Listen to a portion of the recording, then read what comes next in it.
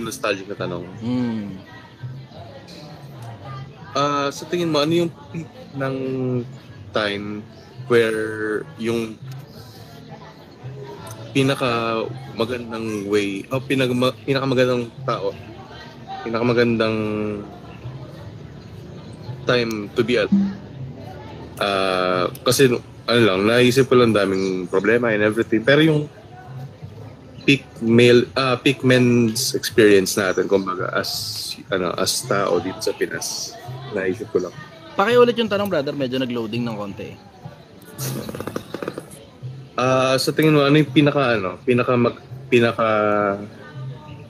complete na experience or pinaka-complete na time to be alive as Filipino dito sa Pinas? Is it the 1990s, 1980s? Hindi ko masasagot ng diretso yan, brother. Kasi ang masasagot ko lang sa'yo dun sa panahon lang na buhay ako which is 35 years lang.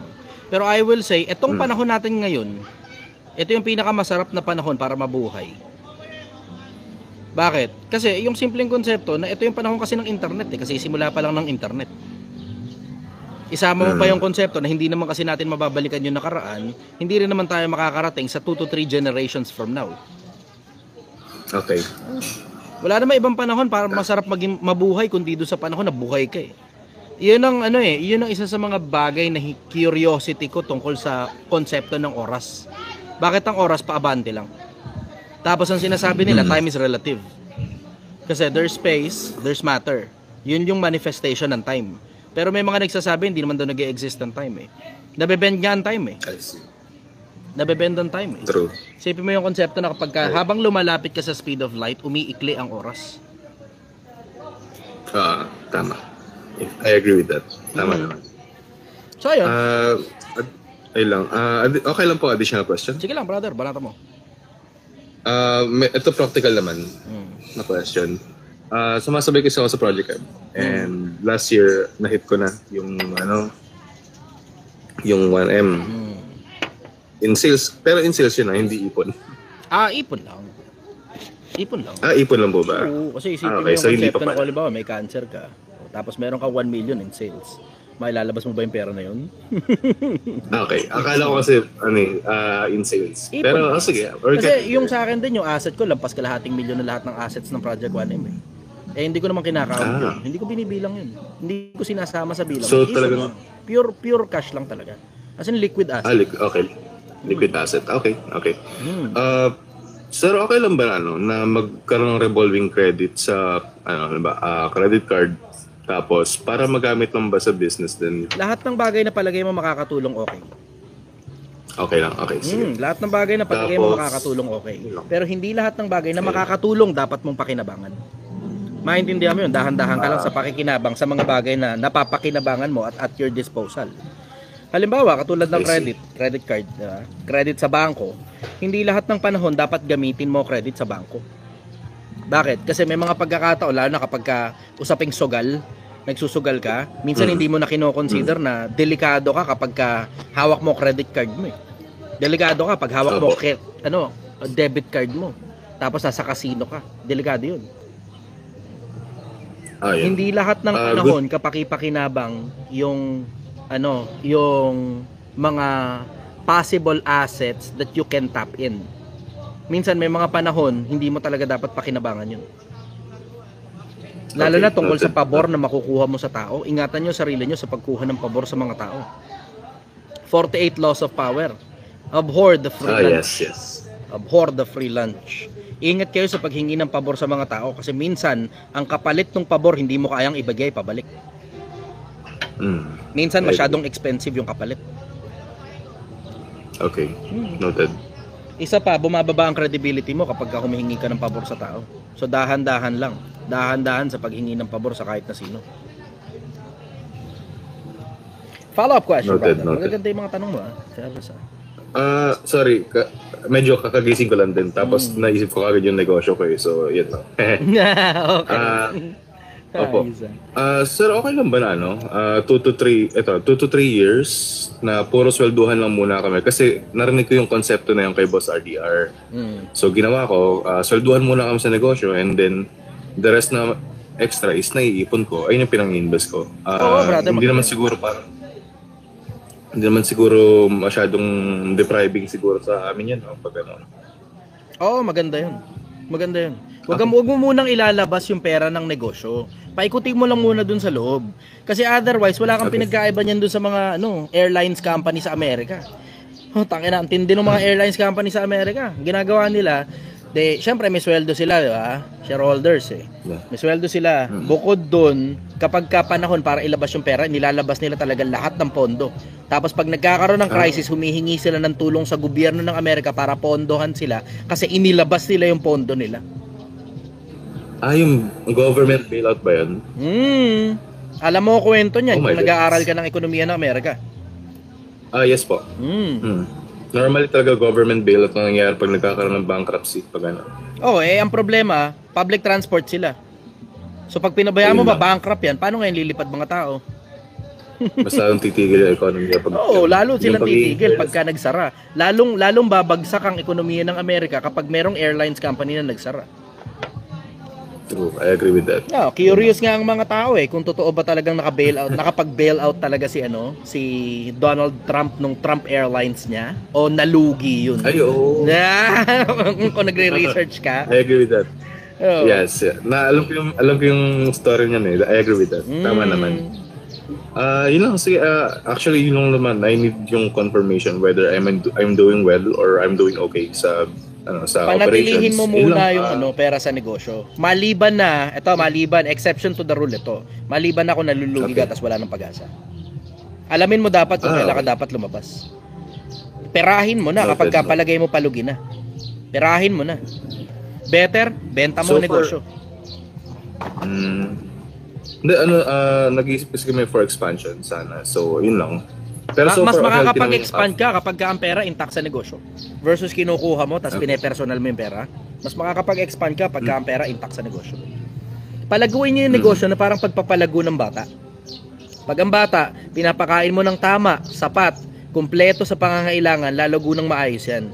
Pero pag binibitin mo, iniipit mo ang bata, tapos hindi mo masyadong pinapakain ng maayos, bansot ang labas niyan. Ganon din ang negosyo. I see. Noted. So, yun lang, okay na. So far, healthy pa naman yung cash flow. Nagtanong lang ako kung on the red kayo. On the black kayo. On the black. Yun lang, for cash, healthy naman yung cash flow so far. Good. Congratulations, brother. Bantay-bantay lang. Bantay-bantay lang. I give credit din sa'yo kasi nakikinig din naman kami sa'yo at saka si Boss RDR. So, yun lang. Mabait na tao si RDR. Magkakilala kami personal. Napakabait na tao. Lagi ako nanonood ng mga videos niya. Ako rin, nanonood din ako sa kanya Sige, brother. So far, brother, I won't take up too much of the time. Salamat. Para doon naman sa iba. Sige. Good morning, brother. Okay. Bye-bye. Thank you, brother. Okay, next tao. Yung mga gustong umakyat sa live, andito yung comment bar sa ilalim. Yung katabi lang nung comment bar, yun yung option para makaakyat kayo sa live.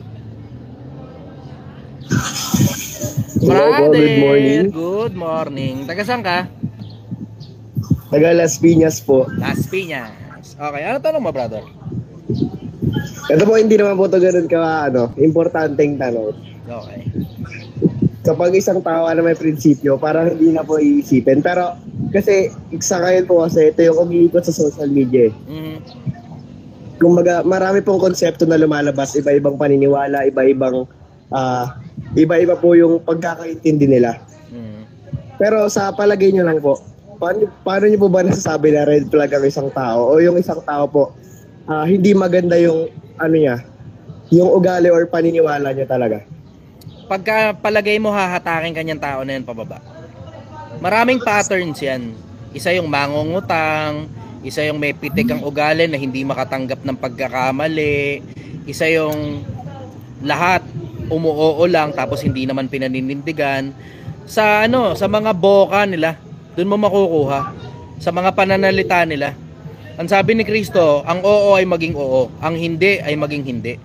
Ang higit pa rito ay buhat na sama-sama. Sabi ni Kristo yun. So kapag umoo sa'yo tao, dapat oo talaga ibig sabihin nun. Pag humindi sa'yo ang tao, dapat hindi talaga ibig sabihin nun. Pag extra, bukod dun sa oo o hindi, may problema. Alam mo, red flag na kagad yun. Kilos din, body language, maiintindihan mo. Ang likot ng mata, ingatan mo sarili mo sa mga taong malilikot ang mata. Yung hindi makatingin ng diretso, nakikipag-usap ka, nagbibigay ka ng instruction, tapos ang likot ng mata, ingatan mo sarili mo sa mga ganong klase ng tao. Lalo na yung tumatalikod habang nag-uusap pa kayo. Body language, kailangan maintindihan mo yung konsepto ng body language. Isama mo na rin pati yung prinsipyo sa pagsasalita. Maraming red flag sa mga tao. Maingat na maingat ako sa pagtitiwala sa mga tao. Kaya tatanong mo, bakit yung mga pagkakataon naloko ka? Bakit yung mga pagkakataon ninakawan ka? Kasi hinahayaan ko. Bakit? Yun yung nangyayari sa tunay na negosyo eh. Yun yung nangyayari sa tunay na buhay. Ganon kasimple yun. Para malaman mo ngayon kung ganon ba talaga yung mga tao. Kasi alam mo naman eh, may pitik na eh. Di ba? May pitik na. Ang problema kasi, ito kasi ang problema ko eh. Yung alam mo yung konsepto na kapag ka nakakabasa ka ng kilos ng tao, minsan alam mo yung may mga pagkakataon, gusto mo na lang talagang pabayaan na mangyari yung mangyayari kasi kung ano man yung gagawin niya, hindi naman masyadong kalakihan. Ganon. Tapos alam mo yung makakapagturo ka pa sa ibang mga tao ng mga bagay na ginawa ng mga siraulong nakapaligid sa'yo kasi hinayaan mo. Pero kung hindi mo hinayaan, wala, puro prinsipyo lang maituturo mo. Hindi mo ngayon maipapakita ng actual. Halimbawa, yung katulad kay Angel, nag-e-expect naman na akong may gagawin sa akin yung kung sino man sa loob ng Project 1M. Mahirap naman sabihin specifically si Angel. Pero nag-e-expect na ako may gagawin sa akin masama kahit na sino sa loob ng Project 1M. Bakit? Puta, mga pinagkukuha ko puro si Raulo eh. Nakita nyo naman hiring criteria ko, kahit si Raulo, kahit criminal, tumatanggap ako eh. Kahit galing ng kulungan, kahit psychopathic. Alam mo yun, wala sa aking issue, wala sa aking problema yun. So alam mo na, ine-expect ko na, one way or the other, may tatarantado talaga sa akin. Expected ko na yun, brother. Expected ko na yun, sa hiring criteria pa lang eh. Yung mga matitinong tao, sa mas madalas na pagkakataon, hindi ko tinatanggap. Yung mga si Raulo, yun ang gusto ko. Bakit? Yung simpleng konsepto, ang konsepto kasi ng Project 1, makatulong sa kapwa-tao. Hindi ang konsepto nito kumita ng pera. Tingnan mo, ang bagal-bagal. Yung iba, nagre-reklamo na nga, sobrang bagal daw eh. Syempre, pag gumagawa ka talaga ng unang 1 milyon ha, bilang ordinaryong taong bayan, hindi ka vlogger katulad ko, understood, mabagal talaga ang konsepto. Pero pag vlogger ka, mabilis ang pera pagka vlogger ka eh. Mag-endorso ka lang ng produkto, ang bilis, may komisyon ka na kagad dun eh. Diba?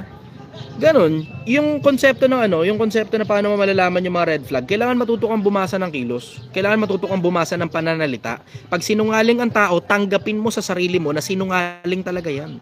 Kasi may mga tao talaga, diretso, umpisa pa lang alam mo ng sinungaling, hinahayaan mo lang kasi. Tapos, hindi mo kasi sila kino-call out sa kasinungalingan nila. Ako, isa sa mga pinakamalalakas sa social media pagdating sa pagko-call out ng kasinungalingan ng mga tao eh. Yung mga influencer sa social media, di ba, pinapakita ko sa inyo pattern ng mga siraulong influencer. Tatanungin sa'yo, open-minded ka ba? O, tapos pagkatapos nun, open-minded ka, bigay mo sa amin pera mo, payayamanin ka namin.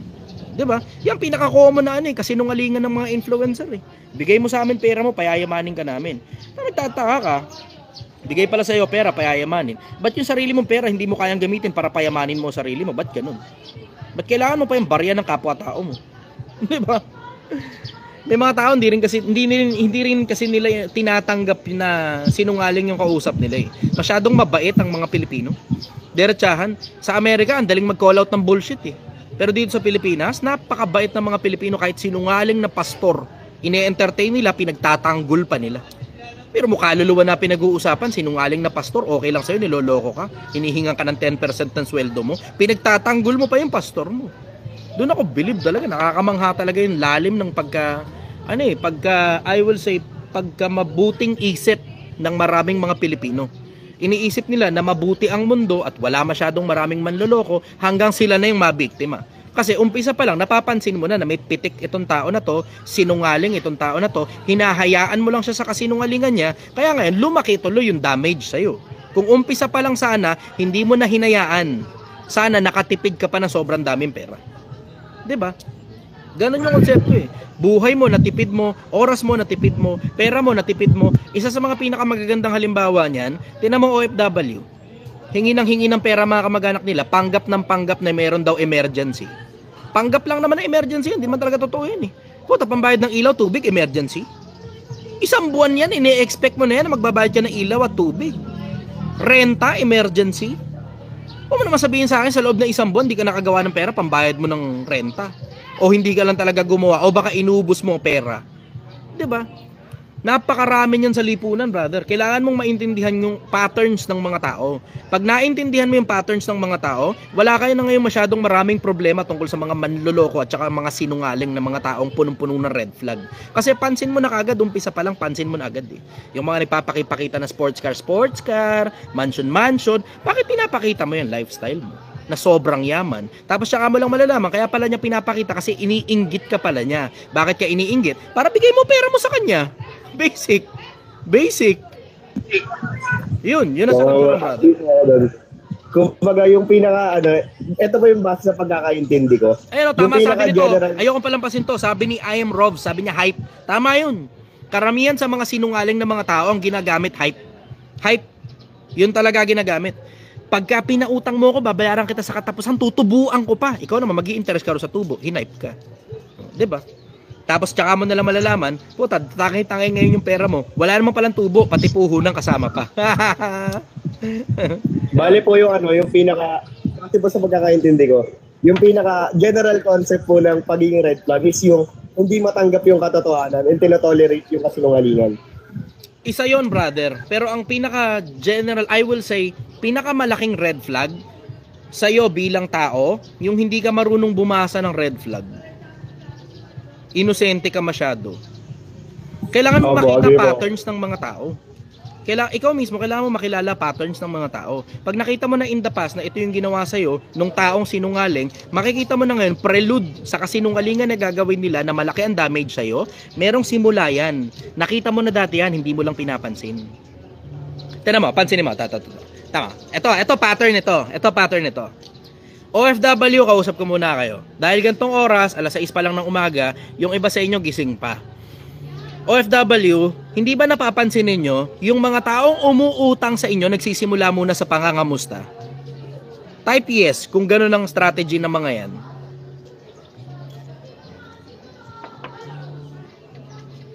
Tama ngayon, tingnan mo yung O yan, tingnan mo. Nakita mo majority nag-yes?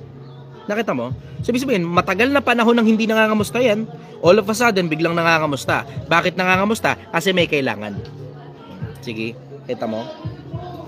Tapos, ang pinaka-common pa niyan, ito pinaka-common na pattern yan.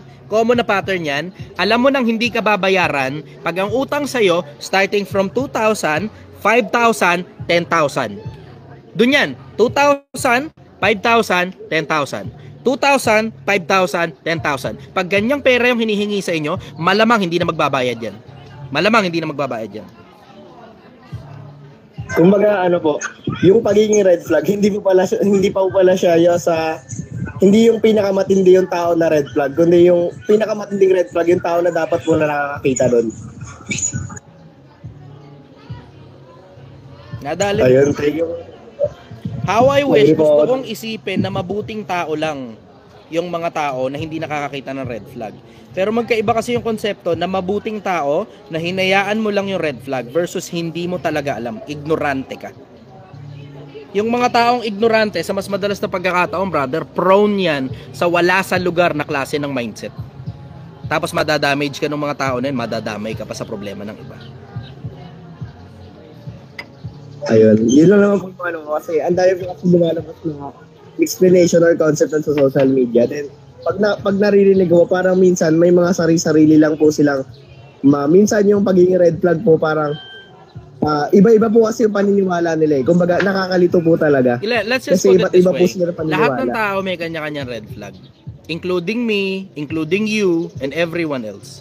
Lahat tayo may kanya-kanyang diferensya. Lahat tayo may kanya-kanyang factory defect. It's just a matter of kung gaano ba kalaking damage ang nagagawa ng taong to. Yun ang konsepto. Gaano kalaking damage ang nagagawa nitong tao na to. Halimbawa, tinan mo, pansinin mo. Ito malaki damage eh. Yung mga influencer na nagpo-promote ng sugal. Ang laking red flag niyan. Ang laking damage na nagagawa niya sa society. Isama mo pa yung mga influencer na nagpo-promote ng kalibugan. Isama mo pa yung mga influencer na nagpo-promote ng lavish lifestyle. Yung mga kayabangan, Ang laking red flag niyan. Gaano kalaking damage ngayon na nagagawa ng isang pirasong taong gano'n ang ugali? Imagine mo na lang. 'Di ba? Pero yung mga ordinaryong taong bayan na mangungutang sa'yo, mga dala-2,000 lang yung mauutang yan. 5,000 lang. Malaki na sa 10. Sobrang bobo mo naman pag nagpautang ka ng lampas sa 10,000 tapos wala ka naman palang ganong kalaking pera. Inutang mo pa para lang dugtungan yung pangangailangan ng kung sino man. 'Di ba? Unahin mo muna sarili mo. Lahat tayo may kanya-kanya red flag, brother. Lahat tayo may kanya-kanya red flag. Lahat tayo may kanya-kanyang sira ng ulo. Lahat tayo may kanya-kanyang factory defect. It's just a matter of kung gaano ba kalaki ang nagagawang factory defect ng gaano ba kalaki ang nagagawa nitong red flag ng tao na to na damage sa buhay mo. Lahat tayo may kanya-kanyang diferensya. Parang ako, halimbawa, yung bunganga ako, 'di ba?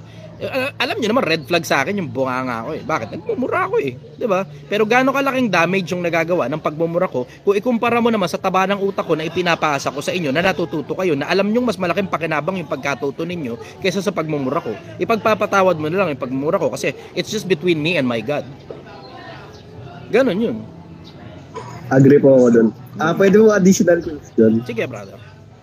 Ito po sobrang layo nito sa topic natin kanina. Sige.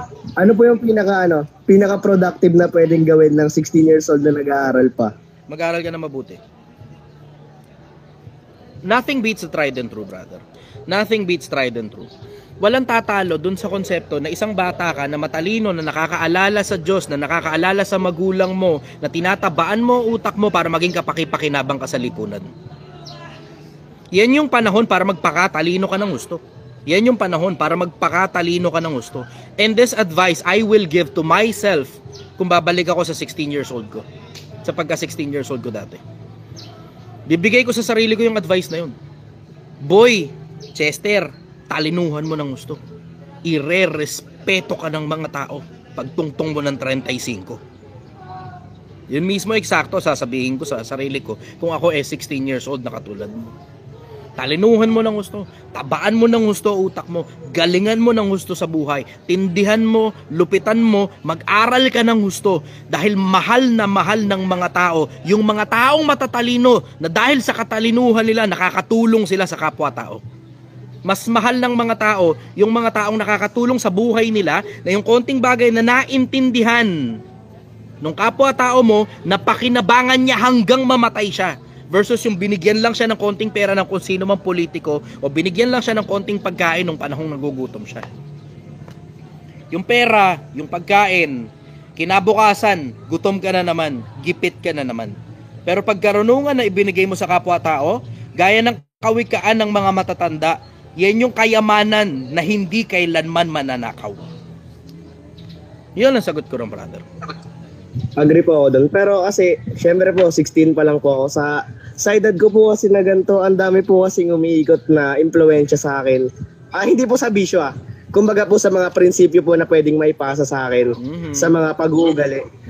Gusto ko lang po sanang malaman kung yung sinasabi niyo pong talino, paano pong talino? Then kasi po, napapanood ko po kayo since 2022 sa lahat pa. ng anggulo.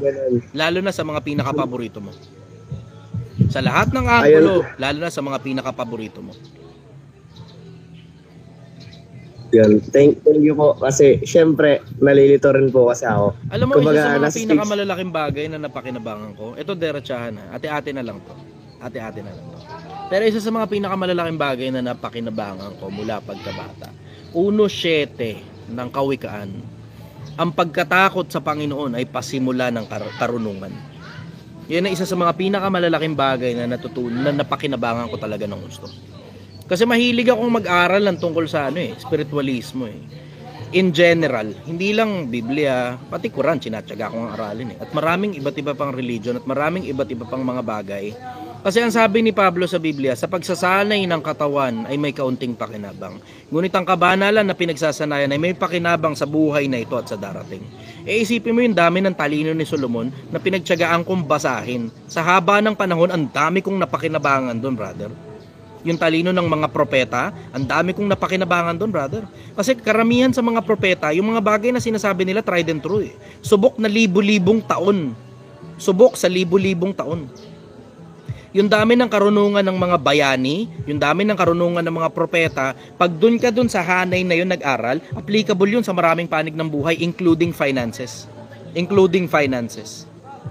Pag dun ka nag-aral, dun sa linya na yun, maintindihan mo, layo na mararating mo sa buhay. Hindi lang nakikita na practical ng maraming mga tao eh. Pero isipin mo yung konsepto na, alam mo, tinan mo, pansinin mo lang sa panahon ngayon. Karamihan sa mga influencer, lalo na sa mga financial guru shit ko, no, sinasabi na, alam mo yun, dumiskarte ka na lang, wag ka na kumuha ng diploma kasi wala naman napapakinabangan dyan. Alam mo yung, you're fucking not making any sense. Na para bang ang dating, parang mas importante pa ang pera kaysa sa karunungan. Hindi nga eh. Hindi sobrang importante ng pera. Kung ikukumpara mo sa karunungan, yung karunungan, brad, you can convert that into anything that you want in life. You can convert that into money. You can convert that into power. You can convert that into fame. Tinan mo, pansinin mo, sa lahat ng mga influencer na may kinalaman sa finances, tungkol sa spiritualismo, tungkol sa general matters of life, parang ako lang yata yung kaisa-isang influencer na nagtsatsagang magsalita sa social media na merong enough na credibility na hindi ko na kailangan magpakita sa inyo na sports car. Hindi ko kailangan magpakita ng lifestyle na magara, mansyon, at ng kung ano-ano pang kaletsehan ng mga putang inang influencer na doon nila hinuhugot ang credibility nila para palabasing mayaman sila. Oh, mayaman ako, paniwalaan mo ko dahil mayaman ako, eto sports car ko. Payaman ako, nag-travel ako sa labas ng bansa, eto yung travel ko. Mayaman ako, tignan mo tong mga kotse na nakapaligid at mga bitches na nakapaligid sa akin. Doon nila hinuhugot ang credibility nila eh. Parang ako lang yata yung kaisa-isang siraang ulo para magsalita sa social media na walang nilalabas na kahit na ano sports car. Tama no? Tama, pansinin mo, meron akong enough na credibility para ang daming taong nakikinig, tapos mayat-maya kalat ng kalat yung video ko sa kung kani-kaninong hindi mo na maintindihan kung kaninong profile nang gagaling na yun. Yung mga napagpapanood nyo sa social media, hindi naman na sa akin yung ibang mga pages doon, yung mga fake account nyo, mas malalaki pa followers kaysa sa akin eh. Ito naman followers nitong isa ko, yung bago ko sa Facebook, 33,000 followers lang yun eh. 33,000 followers lang yun. Pansinin niyo, 33,000 followers lang yun. Pero yung mukha ko kalat sa buong social media. Wala nga akong ano eh. Alam mo, wala akong Instagram, pero nakikita ko sa Instagram ng mga tropa, kumakalat din ang mukha ko ron. Partida wala akong Instagram ha.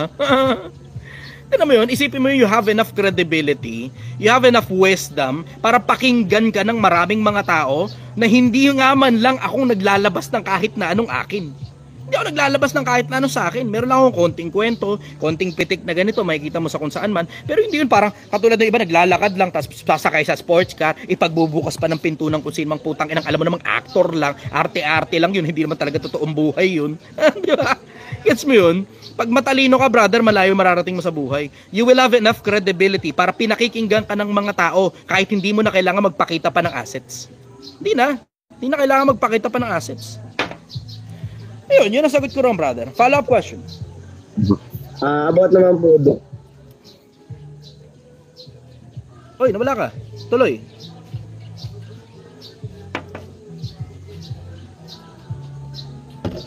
Nawala ka, brother.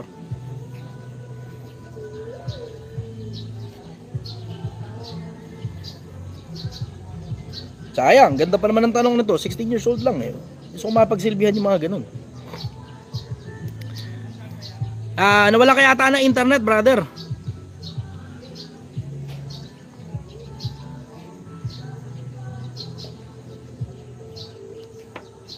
Sayang, nawala siya. Nalobat yata sa cellphone mo. Sayang. Sige, tingnan natin kung makakapapaakit natin siya ulit mamaya. Hanizel muna tayo. Wala rin.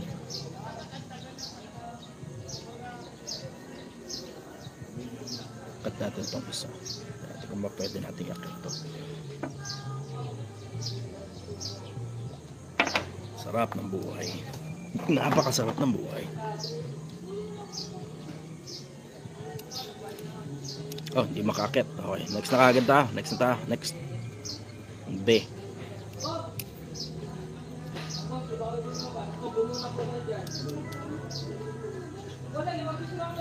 Good morning, sister. Taga saan ka?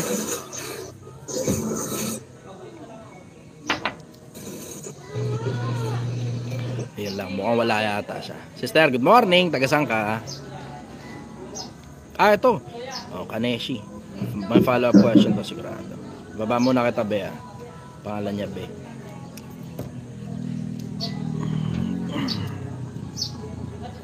Magandang umaga sa inyo, YouTube. Pakishare nga muna tong post ko. Tapos pakidagdagan muna sandali yung likes. Para maraming makinabang.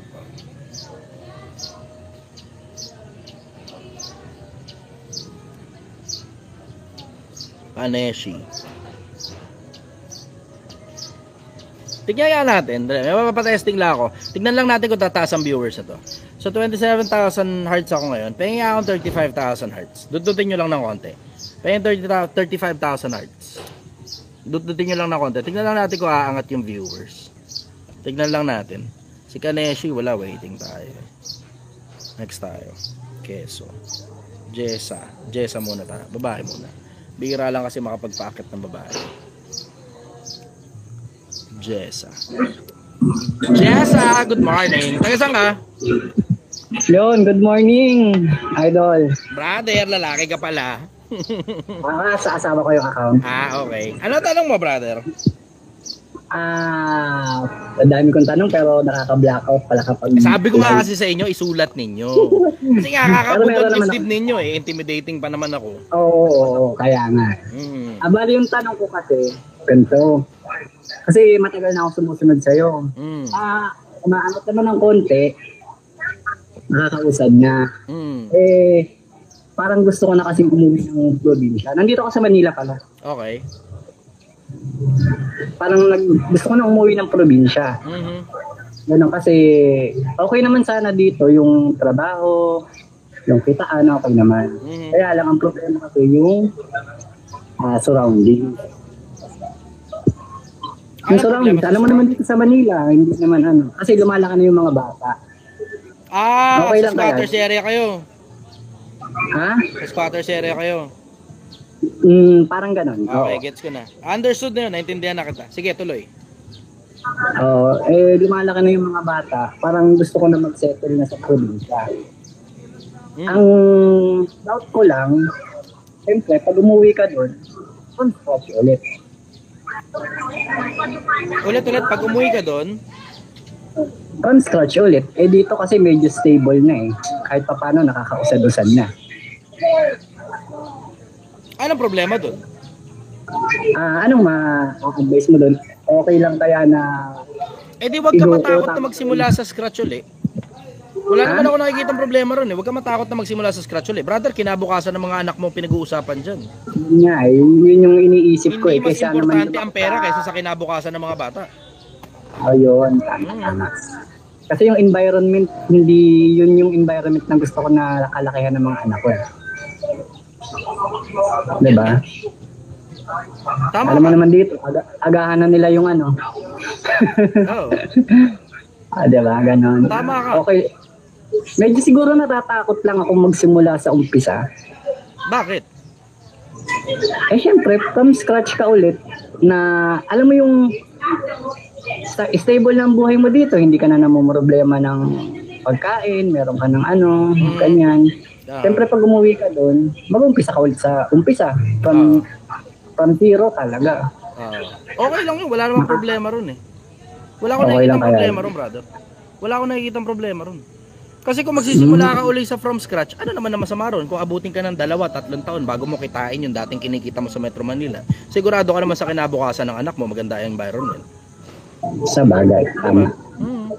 Kumbaga sakripisyo na lang muna yung kaunting kita. Hindi masyadong mas importante ang pera kumpara sa kinabukasan ng bata. Ano ka? Susunod na lahi mo yan, brother. Susunod na lahi mo yan. Mas importante yung kinabukasan ng susunod na lahi kaysa sa'yo, kaysa sa pera. Pwede naman, pansinin mo. Yun nga yung sinasabi ko eh, kung mag-OFW ka, dapat nung mga panahong wala kang anak, wala kang asawa. Pag may anak, may asawa ka na, may dahan-dahan ka lang. Dahan-dahan ka lang. Kasi mas malamang na masira pamilya mo pag nag-abroad ka. Ganun din yan, kaparehas din ang konsepto yan eh. Kung palagay mo, tinan mo, isipin mo yung konsepto na, okay, sige, ang gusto mo mangyari, umuwi sa probinsya. Bakit? Kasi nasa squatters area kayo. Eto naman ang tanong ko sa'yo, kung maganda na pala kinikita mo rito sa Metro Manila, ba't hindi ka ngayon makaupa sa mas maayos na community?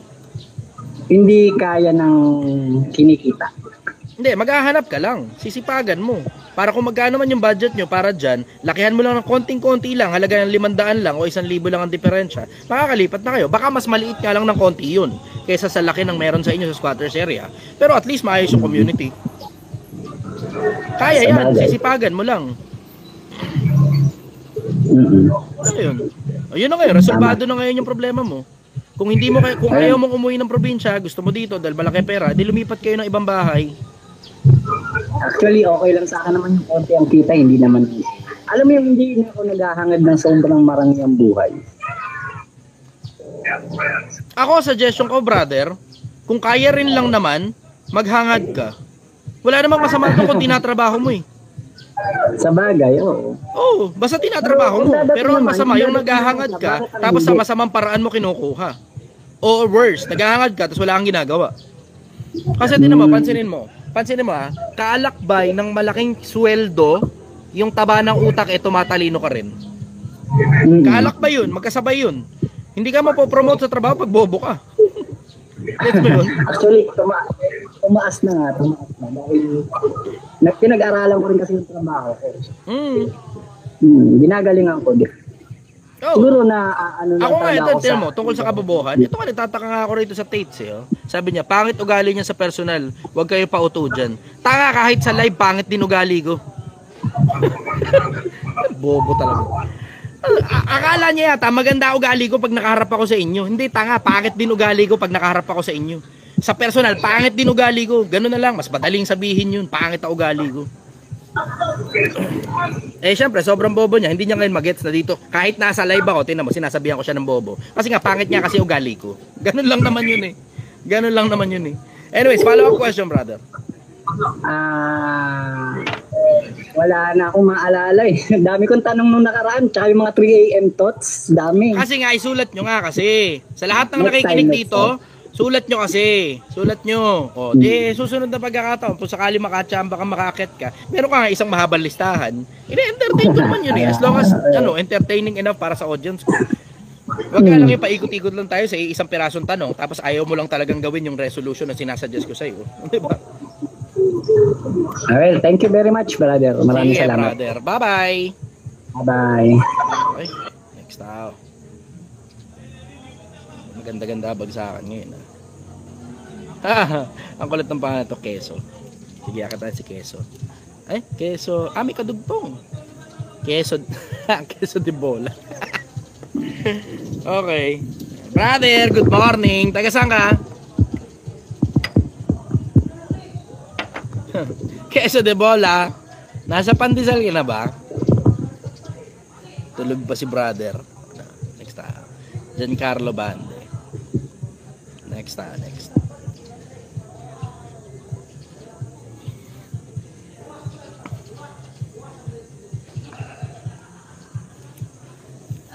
Sabi niya, bombayin mo po kay ko, boss. Ayoko, lalaki ka eh. Giancarlo, good morning. Taga saan ka, brother? Hello, good morning, brother. Taga Davao, brother. Davao. Mindanao. Okay. Ano tanong mo, brother?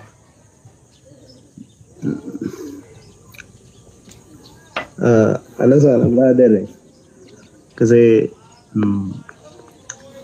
galing sa broken family din, tapos may family na ako. OFW ako dati, tapos ngayon umuwi. Tapos, ano yung magandang desisyon? Babalik ba o hindi? Kasi may pamilya na rin ako eh. Ano buhay mo rito? Teacher ako sa ibang bansa, brother. Dito sa Pilipinas? Teacher din, nag-a-apply ako. Kaso on process pa. Apply ka sa public. Kasi nagde-decide. Saan ba mas malaki sweldo? Public o private? Public, brother. Public no? Apply ka sa public, kuha ka civil service. Lalo na ngayon, pa-election na, brother. Nakapasa na ako, brother. Ayun, okay. May license na ako. Alam mo na kung ano gagawin mo. Kaso nga lang, medyo malaki nga doon sa ibang bansa. Pero malayo naman. Di mag-virtual assistant ka rito sa Pilipinas. O tutorial ka ng mga Koreano. Teacher pa rin yun. Panahon ngayon, brother, nasa internet na tayo. So kung yung pagka-teacher mo, kaya mong dalhin sa internet para turuan ng ibang lahi, habang nasa bahay ka, nasa Pilipinas ka pa, o edi yun, that's the best course of action. Konti lang ang diferensya sa pag-abroad. Sabi ko, mag-online tutorial ka. See? Kailangan lang talaga, bago sa sistema mo yan, hindi mo alam kung paano gumagana yan, pag-aralan mo ngayon ng gusto. Swerte, meron na tayong bagong university ngayon. Tawag nila, YouTube University. Oo, ano. Diba? Pero ongoing na rin yung ano ko, brother, yung item ko sa public. So medyo matagal pa, ngayong August pa nga lang. Opening. Sabi, ganyan po part-time ko, 3 years lang. Medyo Tama, may comment dito. Ganyan po part-time ko, 3 hours lang, tuturuan mo mga batang Chinese ng A to Z. So, simple nun. Magtuturo ka lang sa mga batang Chinese ng A to Z. Alphabet. Oo nga, no. Sino kaya si Bet? Kilala niyo ba kung sino si Bet? Bakit siya alpha? Sorry. Intrusive thoughts. Meron pa pala akong tanong, brother. Sige. Ano bang religion mo, brother? hindi ko dinidisclose yung brother. Walang sense yun. Personal lang yun eh. Ang dahilan kung bakit, kasi malay mo, mali pala ako, di naisama pa kita sa impyerno. Delegado yoko. Yoko, delegado. Mabuti na yung sigurado. Okay. Pupunta ako sa impyerno, tanggap ko na yun. Pero hindi na ako para magdamay pa. Kasi matagal na rin ako nakikinig sa'yo, brother eh. Tapos, yung mga aral mo, di ko alam kung saan ka ba talaga naniniwala, kasi may medyo naniniwala ka sa Islam, na may naniniwala ka rin sa Kristyanismo. Pag-aralan mo parehas. Tama ba yung intindi ko? Parehas kong pinag-aaralan. Let's just put it that way. Parehas kong pinag-aaralan. Okay. Follow-up question, brother. Kasi dati rin, brother, ako katoliko. Pero yung sa turo ng Islam, medyo medyo sa tingin ko tama rin kasi. Kaya medyo nagpapatanong ako na bakit parang gusto ko bang hindi sa lumipat, parang gusto ko rin paniwalaan yung sa Islam. Medyo nalilito ako, brother. Para hindi ka malito, pag-aralan mo, sipagan mo. Kasi alam mo, yung konsepto ng religion, it is a journey that you have to go through on your own. Alam mo, maraming taong nangangaral eh. Pero sa dami ng taong nangangaral, wala naman taong magsasabi niya na, kami sa demonyo kami, huwag kayong umanib sa amin. Wala naman ganun eh. So the only way, para malaman mo, pakinggan mo lahat. Better, pag-aralan mo yung mga libro nila. Ganun ang ginagawa ko. Pinag-aaralan ko yung libro ng magkabilang religion. Biblia at saka Quran. Sa Biblia naman, medyo matagal-tagal, malalim-lalim na ako sa Biblia. Dahil pinanganak ako ng Metro Manila. Tapos ang buong buhay ko halos, puro Metro Manila. Alam mo na, ang greater majority ng population sa Metro Manila under the umbrella of Christianism. Kung ano man yung pagkakristyano mo, iba-ibang iba-ibang sekta eh. Ngayon, maiba naman ba? Yung sa akin, maiba naman. Pag-aralan ko naman ng Quran. Kasi dati, ang alam ko lang ito, Derechan, sasama loob nyo sa akin dito, lalo na sa mga Muslim. Ang alam ko tungkol sa Quran, lalo na tungkol sa religion ng mga Muslim, yung mga kasiraan ng Muslim, yun ang alam ko. Pero I haven't done enough research para pag-aralan yung, alam mo yung mga tama dito sa religion na to. Kasi sa mahabang panahon, lumalaban ako ng debate, tas puro mga kasiraan ng Islam yung alam ko. Ang dami nun eh. Diba? Kayo naman mismo, alam nyo naman yun eh, diba? Pero yung, alam mo yung keeping an open heart and open mind, na pag-aralan ko kaya ito ng bukas yung puso ko. Ganon. Maiba naman ba? Maiba naman. Kasi, alam mo yung alam ko dati tungkol sa mga kasiraan eh. Iba naman. Maiba naman ngayon. Yan ang dahilan ba't pupunta ako Mindanao para makapag-aral lang gusto. Medyo marami-rami ngayon ako makikita ro sa Mindanao kasama na yung kultura doon. Gusto ko talaga makita kultura ng Mindanao. Yun. Ako nga, brother kasi pinanganak talaga akong Katoliko. Pero hanggang sa lumalaki ako. Sorry, may nagpa-flood. Sabi, ano iniinom mo? Iced tea. Iced tea. Cheers, iced tea yan. Anyways, yun, iced tea. Okay, follow-up question. Okay pa isa, brother. Okay, go, manata mo. Kasi pinanganak talaga akong Katoliko, tapos hanggang sa lumalaki ako, parang meron akong mga nakikita na parang medyo sa paningin ko, medyo hindi tama, parang ganon. At parang dun sa iba, example sa Islam, may mga nakikita akong tama, ganon, sa ibang religion. Parang medyo nalilito ako, brother. Pero ayaw kong lumipat kasi yun yung nakagisnan ko at sabi ng lola ko, yun yung pamana niya sa akin, yung Kristyanismo or yung turo sa Katoliko. Tapos ayaw niyang, yun yung bilin niya sa akin na huwag kang lumipat kahit anong mangyari. Ano tanong mo doon? Ano ba yung mas better gawin, brother, para ipagpatuloy ko ba yung pagiging Katoliko? Or ayun nga, sabi ko nga, gaya na sabi ko, pag-aralan ninyo. Pag-aralan nyo yung mga religion nyo, kasi ako nagsimula akong Katoliko rin naman ako eh. Bininyagan ako sa Katoliko, 6 na taong gulang na ako noon. Late na. So alam mo, marami rin akong religion na pinasok. Pero isa sa pinakaunang religion ko, na wala naman akong choice noon kasi pinasok nila ako na sa Catholic school eh. Nung ipasok ako sa Catholic school, hindi daw pala pwedeng mag-enroll doon pag hindi ka bautisado. Kasi kaya daw tinawag na Catholic school, dapat Catholic ka. Okay, di yun, si Uncle, pinabinyagan ako, 6 na taon ako noon sa Katoliko. Malaking bata na ako noon, 10 yung bibinyagan. Ito po, karga-karga ako na gano'n. Ang laki ko na, 6 years old na ako noon eh. Tapos, syempre, paglipas ng mga panahon, out of curiosity, diba? Maraming nagsasalita tungkol sa Katolisismo, yung Katoliko nagsasalita rin, inaral ko ngayon, nagkatikisim ako. O, tapos sa dami ng mga bagay na natutunan ko, meron palang source. Yung source pala, may mga taong sumulat ng mga bagay na nakita nila nung unang panahon, 2,000 taon na nakakaraan. E di binasa ko ngayon yung source. So syempre, nakikinig din ako sa mga pastor noon, ganun. Tapos paglipas ng panahon, ma-realize mo, okay, so yung source pala, kakontra ng mga tinuturo ng mga nandito ngayon. And I'm not speaking about the Catholic Church per se, alone. Maraming religious organization kakontra nung source. Ano yung source? Yung Biblia. Ngayon, basahin mo ngayon yung Biblia, maintindihan mo, ang daming kakontra. Kaya atin na mo, si Rizal lumaban sa Katolisismo. Kaya siya lumaban eh. Bakit? Kasi tignan mo, basahin mo yung liham ni Rizal sa Kadalagaan ng Malolos, you will understand. Sa dami ng mga hindi nagbabasa ng mga lumang sulat, basahin niyo yung liham ni Rizal sa Kadalagahan ng Malolos. You will understand. No limit angere, el filibusterismo, isama mo na rin. Although mahaba-habang basahin yun. Yung liham sa Kadalagaan ng Malolos, maikli lang yun. Matatapos mo kagad yun. Yun. Yun, nasagot ko ron. Ang suggestion ko sa inyo, in general, basahin niyo yung source. Sa mga Muslim, basahin niyo yung Quran ninyo.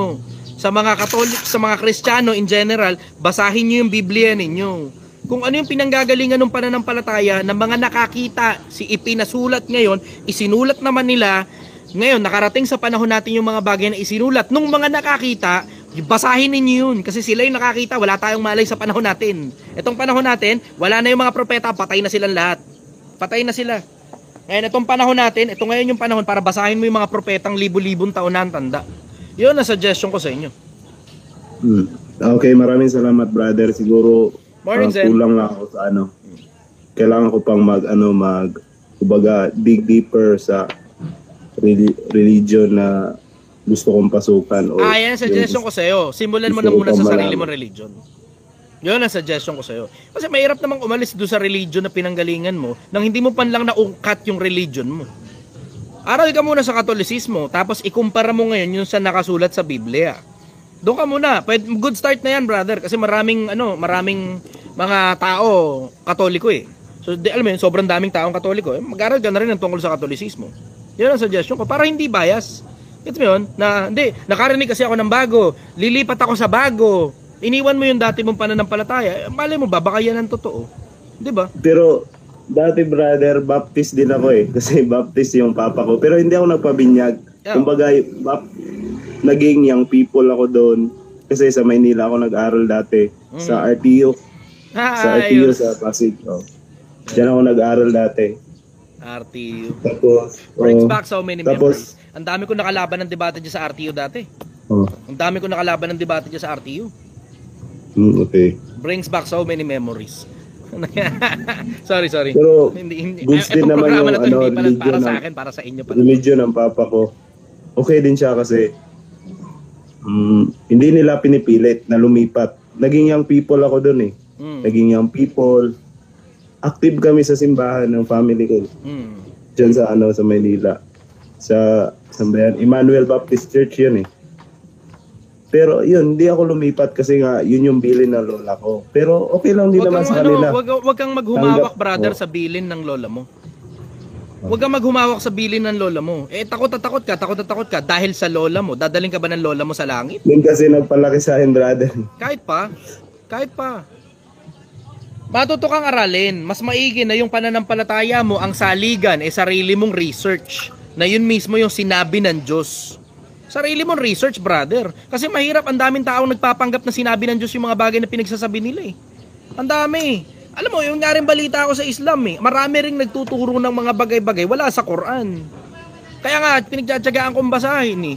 Bakit? Ang dami kasing mga taong nagtuturo na sinabi daw kuno ng Diyos.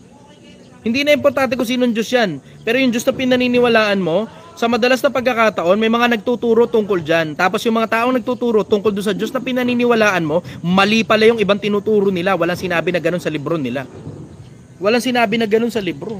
Tingnan mo, kahit tanungin mo mga Muslim, tanong mo sa mga Muslim, di ba meron sa inyong nagtuturo ng tungkol sa Quran kuno, tungkol kay Allah kuno, tapos pag chinek mo ngayon sa Quran, wala naman pala sa Quran yung mga pinagtuturo. Merong ganun ha, kahit sa Muslim meron yan. Maingat ang mga imam, maingat ang mga ang mga tagapagturo nila. Pero may mga tao na unscrupulous na hindi naman talaga sila yung binigyan ng karapatan ng Muslim community para magturo, pero nagtuturo sila. Tapos mali pala tinuturo. Kahit sa Muslim meron yan eh. Kahit sa Kristyanismo meron yan. Kahit sa ang religion, brother, meron yan. Kaya nga sabi ko nga sa inyo, ang basahin ninyo yung source mismo. Basahin ninyo, kumbaga sa coding, yung source code. Pag nakita mo yung source code, di ka mamamali ron. Yun ang sagot ko ron, brother. Follow-up question. Okay, brother. Maraming salamat. Last one na lang, brother. Sige. Isang question na lang. Sa tingin mo, brother, kasi matagal na ako sumasabay-bay sa iyo. 34 years old ka na, di ba? 35 na nag-birthday Alam na. ko, marami ka ng... Mayat mayari na nagre-regalo sa akin. Salamat po sa mga nagre-regalo. Hindi ko na lang ina-upload pero ang dami nagre-regalo. So, sa pag-aaral mo, brother, sa tingin mo, anong religion yung pinaka-close sa tama? Pinaka-close sa tama, sa pagsunod sa Diyos? Hindi ako makakapag-conclude ng ganun, brother.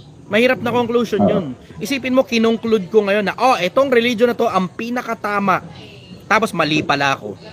Ang tinatanong mo sa akin, opinion ko. Hindi ako maglalabas ng opinion ko tungkol sa usapin pananampalataya. Bakit? Delikado masyado yan, brother. Kaluluwa pinag-uusapan dyan. Kung magkamali man ako sa mga in-advise ko tungkol sa pera lang nawala sa'yo. Pero pag nagkamali ako sa in-advise ko tungkol sa bagay ng pananampalataya at tungkol sa Diyos, kaluluwa madadali, brother. Delikado masyado. Eto na mo, okay, brother. Kita mo, ito ibig ko sabihin eh. Nakikita mo ito. Brother, wag kang magagalit sa akin ha. Itong comment na babasahin ko. Hindi ikaw, itong comment na babasahin ko. Si I am raw something. I'm raw. Sabi niya, nasa puso mo yan, brother. Hindi. Yung sinabi ng Diyos, hindi automatic na nasa puso. Hindi. Bakit? Kasi ang sabi ni Jeremias sa, kung hindi ako nagkakamali, 25 ng Jeremias, ang puso ay magdaraya ng higit kaysa alinmang bagay at totoong masama. Sinong makakaalam? Akong Panginoon ay sumisiyasat ng puso. Aking tinatarok ang mga gunita ng mga tao upang magbigay ng gantimpala sa bawat isa sa kanila ayon sa mga bagay na kanilang ginawa. Isipin mo, yung puso daw magdaraya. Tapos sabi nung isa, wag na masasama loob, ano? Ang sabi niya, nasa puso daw yun. Hindi. May mga bagay na utos ng Diyos nasa puso mo. Pero yung tungkol sa sinabi mismo ng Diyos, verbatim sinabi ng Diyos, ipinasulat yun sa mga lumang libro. Kaya kailangan basahin mo nga yung lumang libro eh. Bakit? Kasi pagka hindi mo binasa yung mga lumang libro, wala ka lang malay, nag-iimbento ka na pala ng bagay na sinabi ng Diyos kahit hindi pala niya sinabi yun, tapos nagsasama ka na ng mga tao papuntang impyerno. 15:14 ni Mateo. Pabayaan nyo sila. Sila yung mga bulag na taga-akay. At pag ang bulag umakay sa bulag, kapwa sila mga huhulog sa hukay. Yun nga yun eh. Kaya tingnan nyo, pansinin ninyo. Maingat na maingat ako tungkol sa pagsasalita, tungkol sa bagay ng pananampalataya. Bakit? Kasi ayokong maging bulag na taga-akay. Ayoko nga maging taga-akay. Ayoko maging taga-akay. Kaya tingnan nyo, wala akong ini-endorse kahit na anong religion. Sinasabi ko sa inyo, paulit-ulit basahin nyo yung kung ano man yung reference ninyo, kung saan galing yung religion nyo, may libro yan. Basahin nyo yung libro. Kung ano man ang religion mo, kay born again ka, Baptist ka, Katoliko ka, Muslim ka, Shintoism, Taoism, Buddhism, kahit ano pa yan, may libro tungkol dyan, basahin mo yung libro. Basahin mo yung libro. Bakit? Yun yung mga tao nakakilala sa kanila nung unang panahon. Yun yung sumulat. Ang sinulat ng mga tao na yun, yung mga bagay na nakita nila nung unang panahon. Mas malaki tsansa mo na mapatama ka kapag yung mga librong pinagbasihan mo kaysa yung boka-boka lang ng mga tao. Kahit ako, huwag kang magtiwala, basta na lang. Google mo kung tama ba yung sinabi ko, yung sinite ko na talata, Google mo. Mabuti na yung sigurado kaysa madali ka, tapos mali pala sinabi ni Chester. Mabuti na sigurado, brother, pananampalataya yan. Hindi yan tungkol sa pera. Ang pera mababawi mo uli, may panahon ka pa, may oras ka pa, may lakas ka pa, kaya mo ipagpalit sa pera. Pero pag kaluluwa mo pinag-uusapan, tapos mali pananampalataya mo, tinindigan mo pa yung pagkakamali dahil sa sabi ng lola mo, kung mali man yung pananampalataya mo, puta, durug ka dyan, brother, pagdating sa pag-uukom. Masasabi mo ba sa Diyos pagdating sa pag-uukom? Diyos kasi, sabi kasi ng lola ko eh. Sabi ng lola ko eh. Alam mo na nga ang mali. Pinanindigan mo pa dahil sa lola mo. O, sino ngayon mas importante? Ang Diyos mo o ang lola mo? Ay nako brother. Ay nako brother. Ayun, ang sagot ko sa'yo. Follow up question, brother. Ganda ng tanong. Okay, brother. Maraming salamat, brother. Wala na, brother. Okay, maraming sige. salamat. Thank you very much, brother. Okay. 2-3 tanong na lang to. 56 minutes tayo. Babae sana, maiba naman.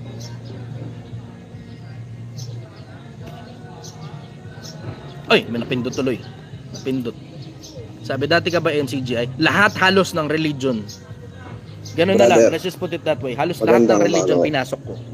Good morning, brother. Taga saan ka? Las Piñas lang. Okay. Anong tanong mo? Anong masasabi mo sa brother sa mga Pilipinong natatakot sa bad death at saka sa good death? Okay lang yun. Mas okay nang takot sila sa ganun. Okay lang yun. Mas okay na yung hindi mo naiintindihan yung konsepto ng utang kesa naiintindihan mo yung konsepto ng utang tas mali-mali mga desisyon mo. Kasi alam mo, sa akin, mas unahin mo kasing pag-aralan yung financial management.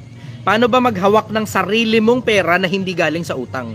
Yun ang unahin mo muna. Bago mo pag-aralan yung good debt, bad debt, blah blah, etc., debit, credit, at kung ano-ano pa. Unahin mo muna pag-aralan paano kumita ng pera, tapos paano manatili yung pera sa bulsa mo. Ang daming tao, alam kung paano mangutang, pero hindi alam kung paano magpanatili ng pera sa bulsa nila eh. Ay nako. Yun ang sagot ko ron. Follow up question, brother. Anong masasabi mo, brother, sa mga maaga nag-uumpisa ng mga business? Katulad ng mga 15 anyos, 17, 18, mga ganun. Anong masasabi mo sa kanila, brother? Kung kaya isabay sa pag-aaral, pero ako, suggestion ko, naku, tangina brad, unahin mo muna pag-aaral. Tapusin mo muna. Pwede kang magpanggap na negosyante mula dun sa panahon na tinapos mo yung pag-aaral mo, nakakuha ka ng diploma, hanggang mamatay ka, pwede kang magpanggap na negosyante. Pero isasabay mo sa pag-aaral mo yan, alam mo, may istorbo pag-aaral mo dyan. Diba? O tapos tignan mo, nagpapanggap kang negosyante habang nag-aaral ka, tinigil mo ngayon yung pag-aaral mo o pinilit mong pagsabayin yung dalawa, bumabagsak na ngayon yung grades mo. Pag nakatapos ka o hindi ka nakatapos, halos di mo mapakinabangan ang kurso mo. Sa madalas na pagkakataon, ganun nangyayari. Bakit? Hindi mo pinagbuti dun sa kurso mo eh. Ako nga suggestion ko sa inyo, sa mga kabataan, eto suggestion ko sa inyo. Ang suggestion ko, tapusin mo muna ang pag-aaral mo. Bakit? Kasi pwede ka namang kumita ng pera mula dun sa panahon na natapos mo pag-aaral mo hanggang mamatay ka. Kung hindi nyo napansin, dun din naman ang bagsak nyo. Might as well, tapusin mo muna pag-aaral mo. Mas malayo mararating mo tungkol sa konsepto ng paggawa ng pera kapag ka lisensyado ka. Kapag ka doktor ka, abogado ka, o business school ka galing, o accountant ka, o kung ano man. Bakit? Kasi one way or the other, hindi mo naman sigurado kung papaldo o papalpak ka sa negosyo. Pero kung pumalpak ka man sa negosyo, makakapag-empleyado ka. Tapos dahil lisensyado ka o dahil may diploma ka, mabilis ka matatanggap, mabilis din ang promotion mo, tapos mabilis ka rin kikita ng pera para makabalik uli sa pagnenegosyo dahil malaki nga ang sweldo mo nung panahong nag-iempleyado ka pa. Huwag niyo skip yung proseso. Mga tao matigas sa ulo, akala nila pagpasok sa negosyo, paldo agad eh. Wala ikang ibang paraan para yumaman kundi magnegosyo ka. Tanginang yan. Isa sa pinakamalalaking scam sa lipunan yan eh. 4 na quadrant yan. Pwede ka yumaman doon sa 4 na quadrant. 4 na quadrant yan. Ikakayaman mo yung 4 na quadrant na yon. Pag-i-empleyado, pag-freelancing, pag-business, at saka pag-i-invest. 4 na quadrant yan. Pwede mong ikayaman. Robert Kiyosaki. Diba? Yan ang sinasabi ko. Paano? Ang dami kasing scammer sa social media. Ano yung kaparaan para yumaman? Magnegosyo ka! Negosyo! Utang ina. Na para bang walang ibang paraan para yumaman pag hindi ka nagnegosyo. Bukod sa pagnenegosyo, ano pa ibang paraan para yumaman? Pag empleyado ka. Tingnan mo, nakakita ka ba ng pilotong mahirap? Engineer mahirap? Architect mahirap? Tang ina naman. Ay nako. Sinasabi ko sa inyo. Pag-i-empleyado, nakakayaman po yan. Lalaliman mo lang. Huwag mong tatangahan, huwag mong bobobohan. Nagtsatsaga ka sa minimum. Diba? Nakakayaman ng pag-i-empleyado. Nakakayaman din ng freelancing. Huwag mo lang tatangahan, huwag mo lang bobobohan. Nakakayaman din ng investment. Nakakayaman din ng negosyo.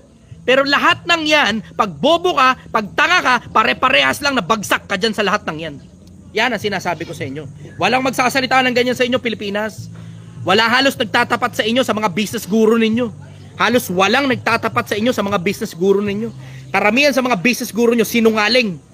Karamihan sa mga business guru ninyo, sinungaling. Lahat ng tao parang kailangan na lang. Lahat ng tao kailangan magnegosyo. Bakit kailangan magnegosyo? Kasi may binibenta pala siyang course tungkol sa pagnenegosyo. Kaya lahat na lang ng tao pinipilit niya magnegosyo. Kahit hindi lapat sa iyo yung pagnenegosyo, basta mag-enroll ka rito, amin na pera mo. Putang ina mo. Ganyan ang labas eh. Di ba? Karamihan dyan sa mga business guru na yan, putang ina, sinungaling. Tangina, sabihin hindi nakakayaman yung pag-i-empleyado. Hindi nakakayaman pag-i-empleyado, tangina. Ako ang dami ko kinita sa pag-i-empleyado eh. Ang bobo mo lang kasi. Ayaw mong talinuhan, kaya hirap na hirap ka, minimum ka, nagparami ka pa ng anak mo, tas sisi mo na lang sa gobyerno. Kunyari kasalanan ng gobyerno, ba't mahirap ka, gago? Diba? Wala nagsasalita ng ganyan sa inyo, Pilipinas eh. Ako ang pagmamahal ko para sa inyo. Gusto kong umalagwa ang buhay ninyo. Hindi na importante kung kumita ako o hindi. Wala akong pakialam kung may bumili na sinigang ko o wala. Ang pakialam ko, ang problema ko kung paano mapapausad yung buhay ng kapwa-tao ko. Yun ang pag-ibig ko sa kapwa-tao ko. Pagtatapatan kita, wala akong pakialam kahit masama pa loob mo sa akin. Wala akong pakialam kahit magalit ka pa. Okay lang yan. Basta makinabang ka lang tapos itapon mo na ako. Wala halos nagtatapat sa inyo sa social media. Halos lahat sila sinungaling. Halos lahat, uulitin ko, halos lahat sila sinungaling. Yang social media ninyo, punong-puno ng mga gagong ganid na mga tao. Yang social media nyo, punong-puno ng mga ganid na mga tao na ang importante lang sa kanila, yung pera mo, ilagay mo sa bulsa nila. Yun lang ang importante. Walang nagmamalasakit sa iyo ng totoo dyan sa mga putang inang yan. Wala. Sinungaling yung mga gagong yan. Napakarami nila. Makakita ka man ng legit dyan, 1, 2 piraso. Sa halos daan-daang nagtuturo tungkol sa negosyo. Tang ina sinungaling. Putang ina nyo. Pare-parehas tayong pupunta sa impyerno. Magkikita-kita tayo doon mga gago. Tang ina nyo. Lahat na lang ng tao kailangan magnegosyo. Lahat na lang talaga kailangan magnegosyo. Tang ina, gaano karaming OFW sinira ang buhay ng mga putang inang yan. Gaano karaming OFW ang sinira ang buhay ng mga putang ina mga gagong yan. Tang ina OFW, ang alam ng OFW magkiskis ng toilet dun sa abroad, Middle East pa, nakaipon ng konting pera, tapos sasabihin mo bigay sa iyo yung pera, payayamanin mo yung putang inang OFW, yung kawawa naman. Tang ina. Ilan sa inyo ang nadali sa networking? Sabihin nyo nga diretsahan, ilan sa inyo nadali sa networking? Tapos sa inyo na mga nadali sa networking, ilan sa inyo yung totoong yumaman? Diretsahan lang tayo.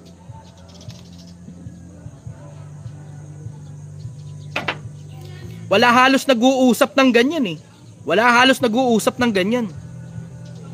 Ilan sa inyo yung mga nag-sign up dyan sa mga putang inang courses nila? Tapos sa mga nag-sign up sa mga courses nila, ilan sa inyo yung totoong yumaman? Putang ina. Putang ina. Nakakapanlumo ang Pilipinas. Ang mga napapakinggan, puro mga sinungaling. Ang dami nila. Ang dami nila, mga sinungaling. Anyways, brother, follow-up question. Well said, brother. Kasi napansin ko nga rin, based on my research rin na sa mga nagpapa-telegram dyan na nagbibigay ng tips daw. Sa mga nakita ko mga kaibigan ko na ginawa na gano'n, isa sa kanila wala. Sayang lang yung 1.5 nila. Sinabi ko rin sa kanila na pag-isipan yung gagawin nyo. Kasi dapat may pondo muna kayo para makapag-start. Tapusin niyo muna yung pag-aaral, sabi ko nga, boss. Ngayon, following question, balik tayo ba sa mga kabataan ngayon? Kasi napansin ko. Okay. Dito sa Las Piñas, marami ng mga matay na bata dahil sa mga gang, sabihin na natin na gano'n. Dahil sa mga babae, ngayon kasi masyado nang nagiging tuwail yung mga bata na basta-basta na lang sila pumapatay. Balik tayo. Ano tanong mo doon, brother? Ang tatanong ko nung bossing is